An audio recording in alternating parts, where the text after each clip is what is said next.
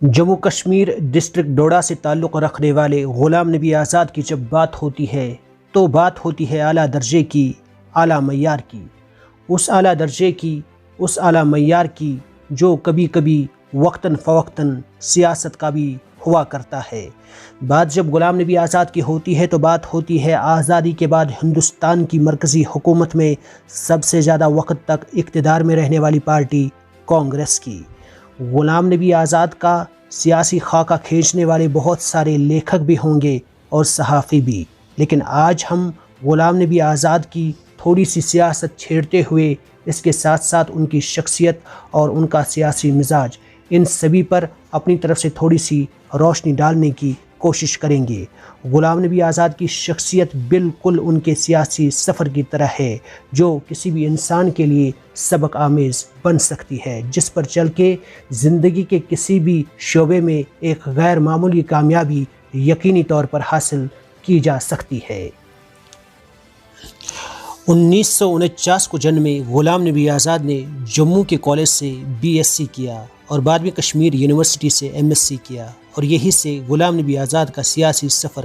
پروان چڑھا اور اس کا باضابطہ طور پر آغاز ہو گیا۔ پہلے بلاک کانگریس کمیٹی کے سیکرٹری اور پھر 75 میں جموں کشمیر یوتھ کانگریس کے پریزیڈنٹ بن گئے اور پھر 1980 میں آل انڈیا یوتھ کانگریس کے صدر بن گئے۔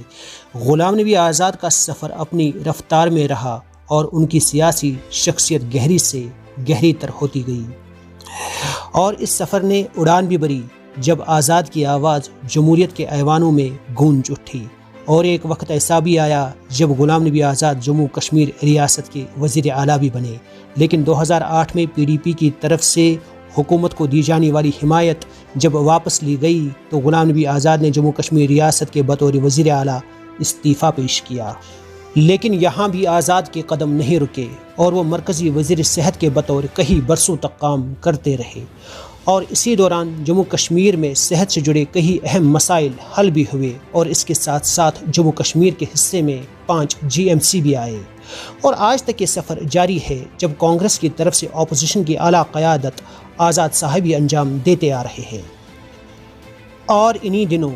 جب غلام نبی آزاد کا سفر راجیہ سبھا میں اختتام پذیر ہونے کو آیا تو ایک بار پھر آزاد سرخیوں میں آ گئے، جب دوران ایوان کارروائی وزیر اعظم مودی کی طرف سے آزاد صاحب کے ساتھ بتائے ہوئے لمحات، واقعات، معاملات دہرائے گئے تو دوران بیان وزیر اعظم جذباتی ہو گئے، اور جذباتی کیفیت میں ہی آزاد صاحب کے حق میں کئی تعریفانہ جملے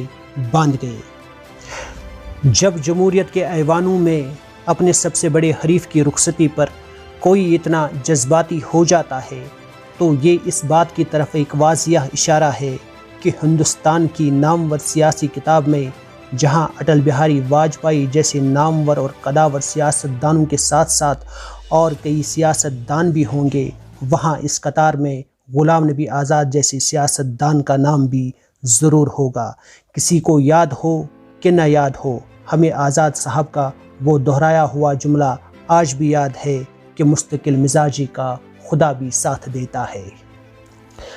دوران سیاست دانوں کی سیاست میں اتار چڑھاؤ آتے ہیں، لیکن ایسے ایام کے دوران بھی آزاد نے نظم و ضبط کا مظاہرہ کیا اور کبھی بھی غیر ضروری بیانات دینے سے پرہیز کیا،